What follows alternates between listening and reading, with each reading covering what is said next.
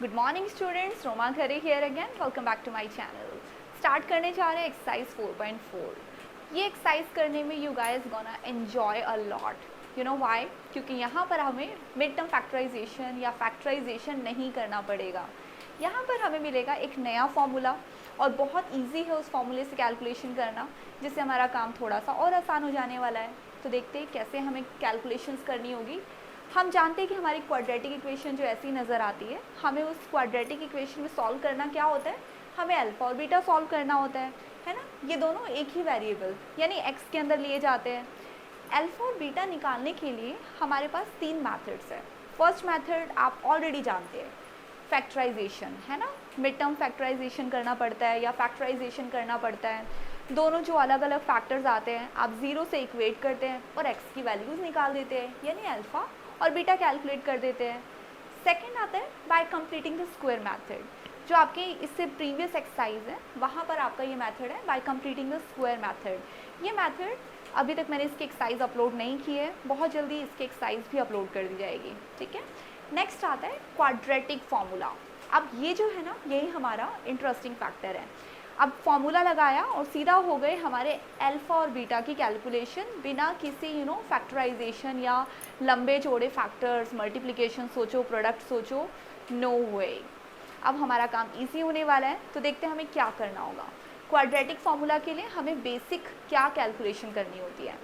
तो पहली चीज़ है, क्वाड्रेटिक फार्मूला के लिए हमारे पास होना चाहिए डिस्क्रिमिनेंट। ये डिस्क्रिमिनेंट क्या होता है, कैसे कैलकुलेट होता है, देखिए आपके पास ये है क्वाड्रेटिक इक्वेशन। हमें पता है एक्स स्क्वायर का कॉफिशिएंट क्या होता है, ए होता है। एक्स का कॉफिशिएंट क्या होता है, बी, और एक होती है हमारी कांस्टेंट टर्म। इसी का एक कॉम्बिनेशन हम क्रिएट करते हैं, वो होता है बी स्क्वायर माइनस 4ac। आप क्या करेंगे, जो आपका बी है, कौन सा बी, जो एक्स का कॉफिशिएंट है बी, उसका स्क्वायर और माइनस 4ac कैलकुलेट करेंगे, एक वैल्यू आएगी। उस वैल्यू को हम कंपेयर करेंगे ज़ीरो से, या तो वैल्यू ज़ीरो होगी या फिर ज़ीरो से बड़ी होगी या ज़ीरो से छोटी होगी। मान लीजिए आपने इस इक्वेशन को कैलकुलेट किया और वैल्यू आई 26 या लेट्स टेक 25। मान लीजिए वैल्यू आती है 25। अब ये जो 25 है ना, ये ज़ीरो से बड़ी वैल्यू है। इसका मतलब है कि जब आप इस टर्म से ए और बी की वैल्यू कैलकुलेट करेंगे, एक्स में अल्फ़ा और बीटा की वैल्यू कैलकुलेट करेंगे, तो आपके जो रूट्स आएंगे वो रियल रूट्स होंगे, है ना। तो आप आसानी से रियल रूट्स कैलकुलेट कर सकते हैं। फिर क्या होगा, अगर डी की वैल्यू ज़ीरो से छोटी आती है तो हम कहते हैं फिर तो रूट्स रियल नहीं होंगे, फिर कोई कैलकुलेशन काम ही नहीं करेगी, यानी वहाँ पर हमारा काम नहीं हो पाएगा, वो काम वहीं स्टॉप हो जाएगा। यानी हमारा जो डी है वो ज़ीरो से ग्रेटर आना चाहिए, राइट। लेकिन कभी कभी डी की वैल्यू ज़ीरो भी आ सकती है, ज़ीरो आ जाएगा तो भी कोई बात नहीं है। तो इसका मतलब है हमारे दोनों रूट्स इक्वल बनेंगे। क्लियर है? तो ये डी क्या चीज़ है, डी कुछ नहीं है, सिर्फ एक इंडिकेशन है। जैसे आप B square minus 4ac calculate करेंगे तो आपको ये समझ आ जाएगा कि आपके जो रूट्स हैं ना वो कैसे होंगे, वो रियल रूट्स होंगे, नो रियल रूट्स होंगे, या फिर वो इक्वल रूट्स होंगे। तो डी से हमें छोटी सी कैलकुलेशन करने से पता चल जाएगा, और इसी डी से हम कैलकुलेट कर लेंगे हमारे अल्फ़ा बीटा भी। और वो फॉर्मूला क्या है, वो फॉर्मूला है यहाँ पर। कैसे, हमारे अल्फ़ा बीटा होते हैं माइनस बी प्लस और minus under root D divided by 2a। ये हमारा फॉर्मूला है जो हमें याद रखना है। तो मैं कह सकती हूँ हमारी जो एक्सरसाइज 4.4 है, इससे हमारे दो फॉर्मूले हैं जो आपको याद रखने हैं। एक तो डी कैलकुलेशन का formula which is B square minus 4ac। Second formula है अल्फा और बीटा की कैलकुलेशन का which is minus B plus minus under root D divided by 2a। ठीक है, ये दो फॉर्मूले आप ध्यान रखिए, सारी कैलकुलेशन हम एक्सरसाइज के साथ सीखेंगे। ठीक है, आप स्क्रीनशॉट सेव कर लीजिए।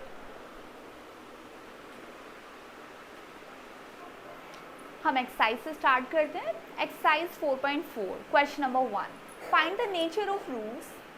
हमें नेचर ऑफ रूट्स बताना है।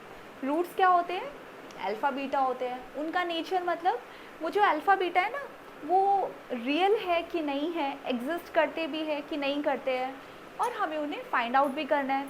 तो ऑब्वियस सी बात है, यहाँ पर डिस्कशन हो रहा है डी के बारे में, और डी क्या था, B square minus 4ac। Question देखते हैं, फर्स्ट का फर्स्ट पार्ट। हमारा जो फॉर्मूला है डी कैलकुलेशन का वो है B square minus 4ac, right. और सेकेंड थिंग है रियल रूट्स का फॉर्मूला क्या है, अगर ये d हमारा 0 से ग्रेटर आ जाता है तो फिर हमारे रूट्स रियल होते हैं। तो बस यहीं से कैलकुलेशन स्टार्ट करते हैं। हमारी इक्वेशन है 2x square minus 3x plus 5, यानी a is 2, b is minus 3 and c is 5, right. तो ऐसे में d क्या हो जाएगा, b square minus 4ac, b का मतलब माइनस 3 का स्क्वायर माइनस 4 इंटू a कितना है, a है 2 और c है यहाँ पर 5, माइनस 3 का स्क्वायर 9 हुआ, यहाँ हुआ माइनस 40। अब देखिए माइनस का 40 प्लस का 9, ये हो गया माइनस का 31। तो d की वैल्यू क्या आई, नेगेटिव वैल्यू आई, लेस देन 0 आई। तो हम कहेंगे यहाँ तो रियल रूट्स है ही नहीं, तो हम यहाँ सीधा मेंशन कर देंगे नो रियल रूट्स, यानी हमारे जो रूट्स है वो रियल नहीं निकल रहे हैं। क्यों नहीं निकल रहे, क्योंकि d की वैल्यू माइनस 31 आ रही है, तो आगे कोई कैलकुलेशन हो ही नहीं सकती, आप इसे यहीं पर छोड़ देंगे। ठीक है, नेक्स्ट क्वेश्चन स्टार्ट करते हैं।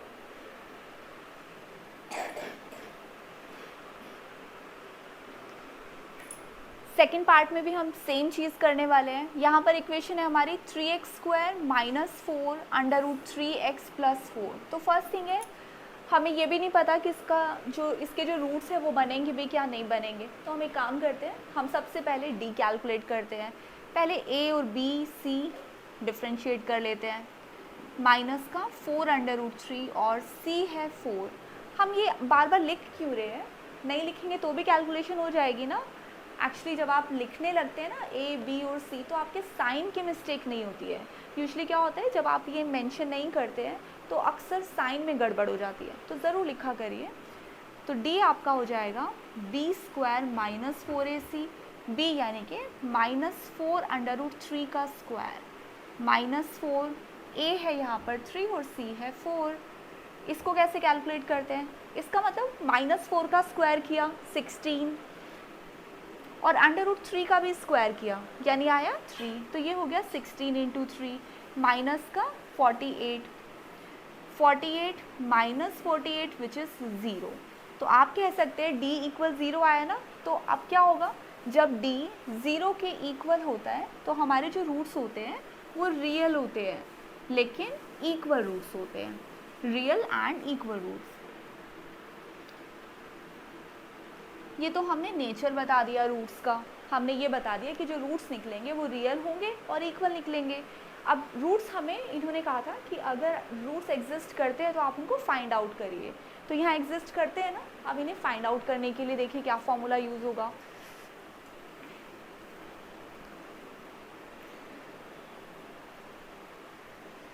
चलिए d की कैलकुलेशन के बाद अब हम आते हैं अल्फ़ा और बीटा की कैलकुलेशन के लिए। अल्फ़ा और बीटा यहाँ तो इक्वल ही आएंगे, तो हमारा फॉर्मूला क्या होगा, ऐसे में हमारा फॉर्मूला होता है minus B plus minus under root D upon 2a, right. अगर हमारा d 0 आ जाता है तो ये वाला पार्ट हट जाएगा।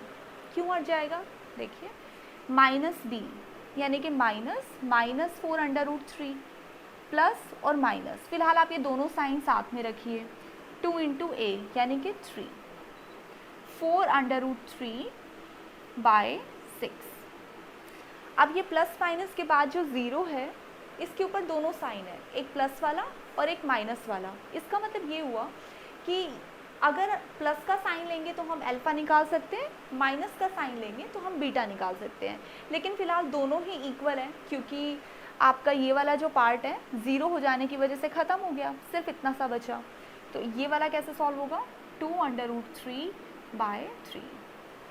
ये बन गए हमारे दोनों इक्वल रूट्स, यही अल्फ़ा है और यही बीटा है, राइट। आप स्क्रीनशॉट लीजिए। Now let's calculate third question.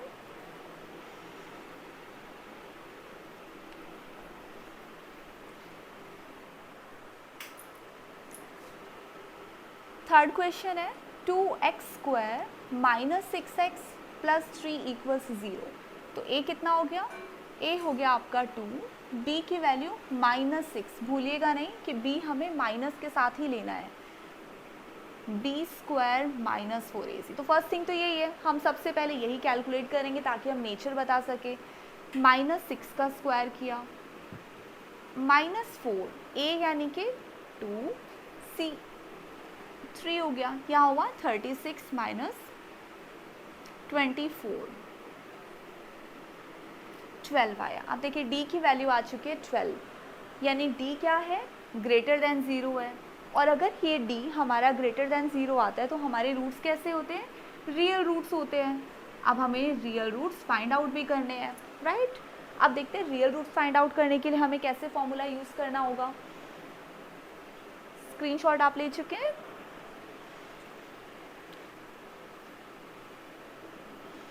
d की जो वैल्यू 12 आई है, इसी वैल्यू को हमें यूज़ भी करना है। अल्फ़ा एंड बीटा दोनों कैसे निकलते हैं, -b plus minus under root D divided by 2a। -b का मतलब हो माइनस और -6 ऐसे, plus minus under root D हुआ आपका अंडर रूट का 12 डिवाइडेड बाय 2 इंटू a यानी कि 2। ये आपका माइनस की वजह से पॉजिटिव नंबर हो गया है। इसको हम ऐसे सॉल्व कर सकते हैं 2√3। 12 को क्या किया हमने, 12 को एक्चुअल में लिखा है 4 × 3, ताकि जो √4 है वो सॉल्व होके बाहर आ जाएगा और बचेगा √2। अंदर क्या रह जाएगा, √3 रह जाएगा। अब आते हैं इस वाले पार्ट पर, विच इज़ 4। अब हमारे ये दो रूट है, अल्फ़ा और बीटा, दोनों की कैलकुलेशन अलग अलग है।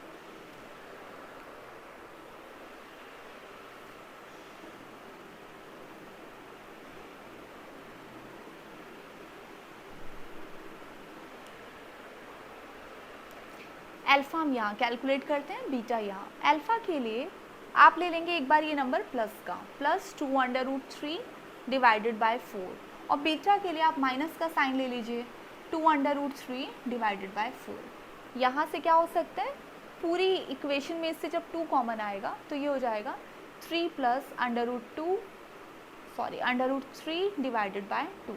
यहाँ क्या होगा 3 माइनस √3 डिवाइडेड बाय 2। हमने ऊपर से भी 2 कॉमन लिया और नीचे से भी 2 कॉमन लिया और दोनों को डिवाइड कर दिया, तो ये हमारे दो अलग अलग रूट्स आ गए। ये अल्फ़ा की कैलकुलेशन हो गई, ये बीटा की कैलकुलेशन हो गई। क्वेश्चन नंबर 2 स्टार्ट करते हैं।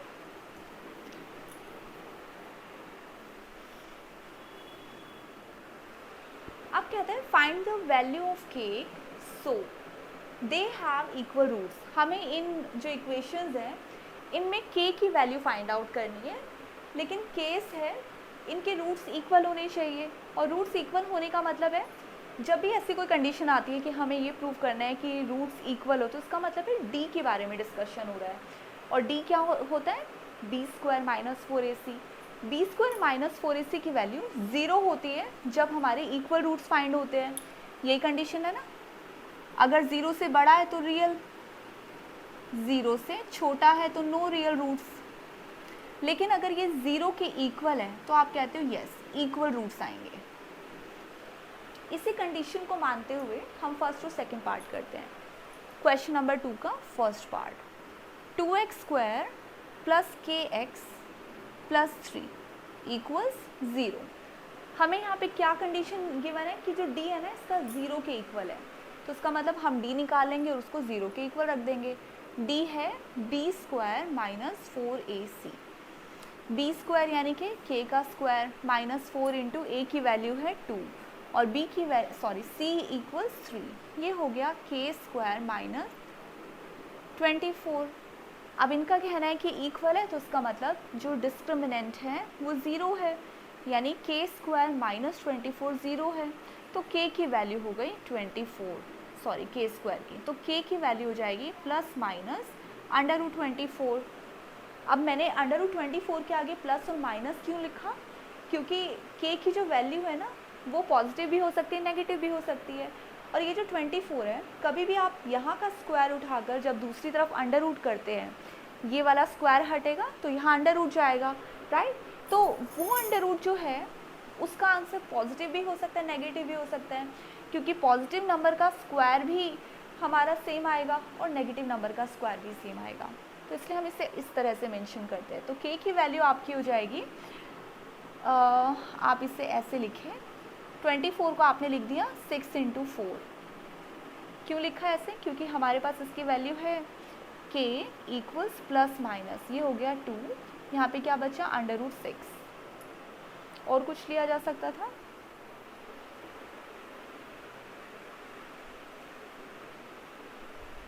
बस आप ये आंसर छोड़ सकते हैं। आते हैं क्वेश्चन नंबर 2 पर।